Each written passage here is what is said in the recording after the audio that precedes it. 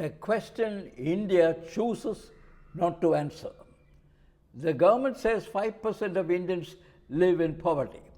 The World Bank puts that figure at 24%.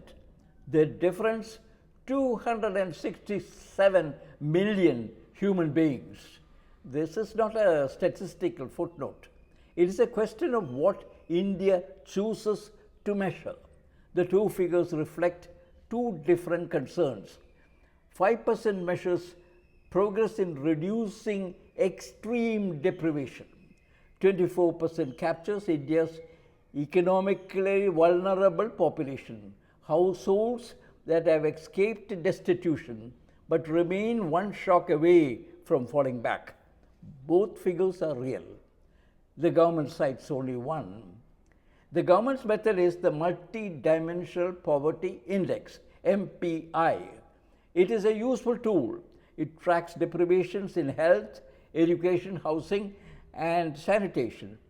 But its own co-developers, Oxford University and the UNDP, are unambiguous.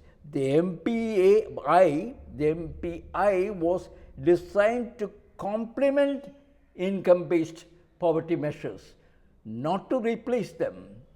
By treating the MPI as a substitute, the government avoids one unavoidable question: what level of income is sufficient to be considered non-poor in today's India? Without that answer, you cannot design cash transfers, set minimum wages, or determine who qualifies for subsidized food. Even within MPI, the narrative is selective. The global MPI 2024 found that while 233 million Indians are MPI poor, an additional 266 million are vulnerable to multidimensional poverty. 500 million people at or just above the line. Bibek Debroy, chairman of the Economic Advisory Council to the Prime Minister, said it in 2024.